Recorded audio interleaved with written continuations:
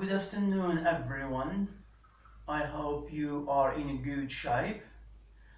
In the most indisputable factor, language is a science of knowledge that has what? Has a plenty of constituents, and anyone who is willing to learn it, he or she necessitates to learn it as an overall fact or an overall discipline rather than partially.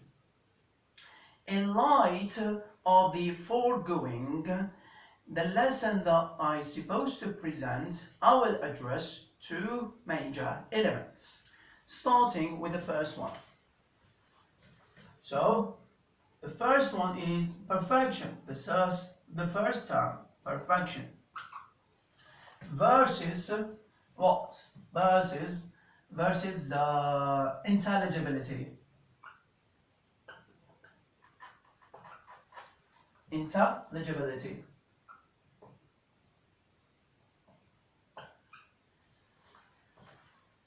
Right? This is the meaning. So we have perfection, intelligibility. So perfections and intelligibility are not the same. Each one of them has very specific definitions. What do we mean by intelligibility? We mean by language ability.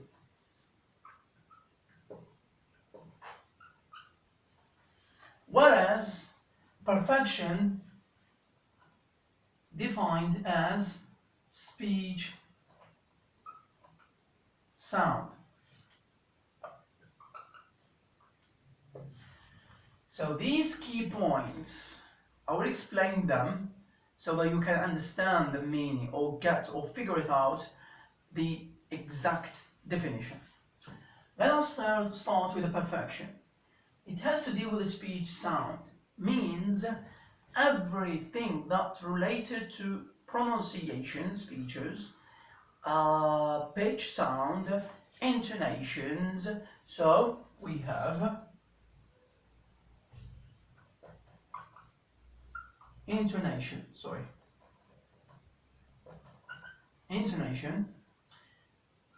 we have pitch, sound. What we have here, we have the pronunciation.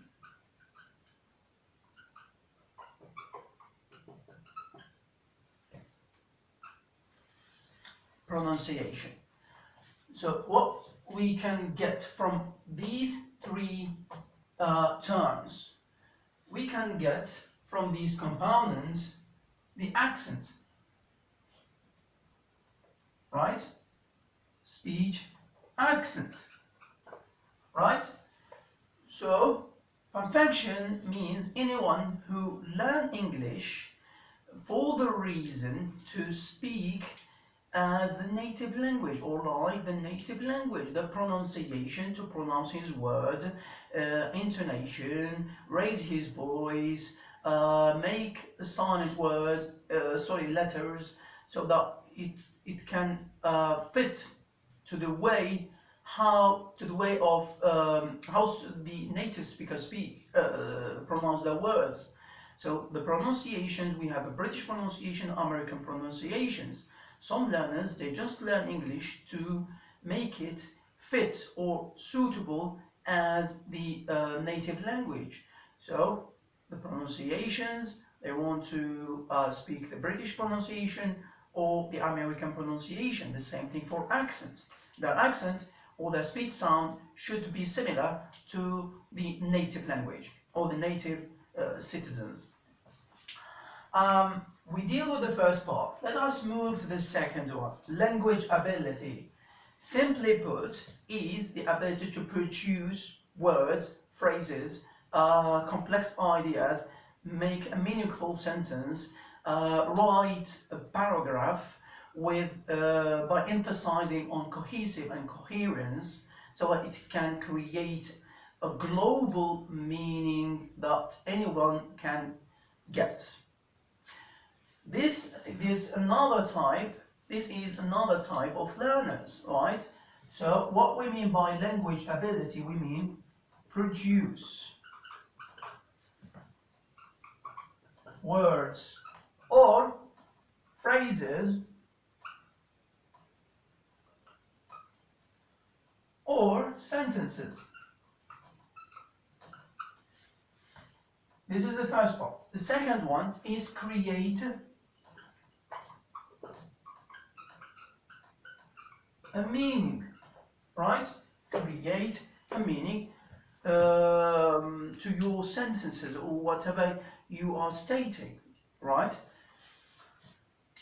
Nonetheless, learners, especially who still are the, I mean, their learning journey is still at the beginning, they will oftenly find difficulties to manage their words in a correct order or in, as it should be. So what they have to do, they will struggle and deal with difficulty. I will explain the different elements that learners attempt to do it in order to sound correctly and make a correct grammar. The first one that I'm going to tackle, so I'm going to erase this.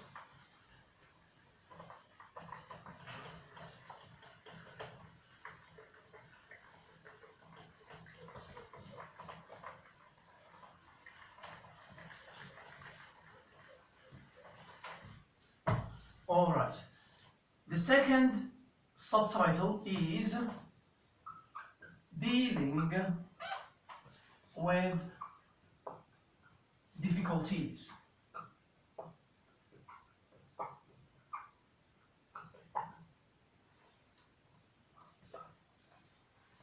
Dealing with difficulties. So the first attempt that they try to do is improvising.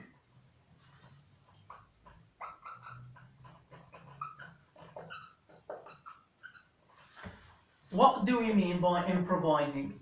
Improvising means a learner try to create words or phrases in a hope that has an equivalent meaning to the English language. In other words, they will try to say a word or a statement, and they hope it will be not how we can say it, meaningless. So they will try to create a correct meaning, and it should be suitable and used accordingly in the English language. This is the first part. It's called improvising. Now, other type of learners, they will try another thing. What we mean? Discarding. The second attempt is called discarding.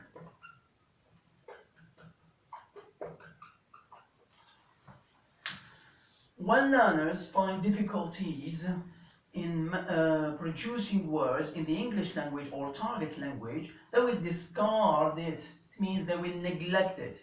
They will not going to use it because they cannot define it or they cannot use it in the target language. This is the meaning of discarding. So they are not going to say it or produce it because they are unable to figure it out and use it in the target language. This is the meaning of discarding.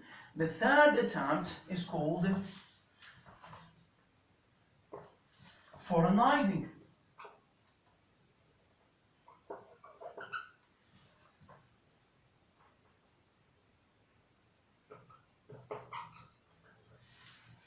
What do you mean by foreignizing? Foreignizing means to use a word from the native language, that we try to use it in the target language. For example, word originally used in the Arabic language or French language or any other language, and then we try to use in the English language.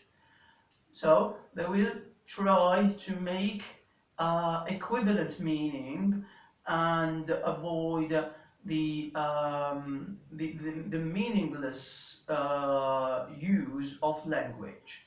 This is about the third tense. If they do not do like this, they will try another thing. That is the fourth or the last attempt. Paraphrasing.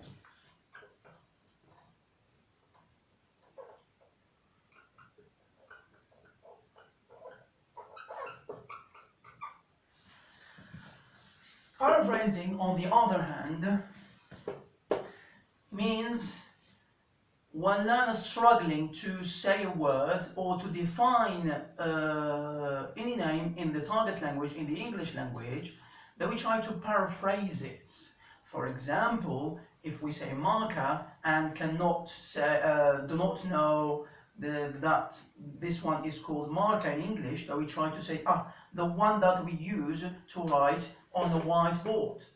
Another example, toothbrush. Then we say, the thing that we use to clean our teeth, right? So this, the native language understand, they are referring, or they are giving a description about toothbrush, but they do not know what is the meaning of that thing. So they try to paraphrase it, define it, in order to avoid struggling with things in the target language. These are all the components that learners always attempt to use it when we talk about difficulties. That was the lesson of today. I thank you for all what you have observed, and I hope you gain something valuable that will help you in your field or whatever you are doing. Thank you very much, and see you for the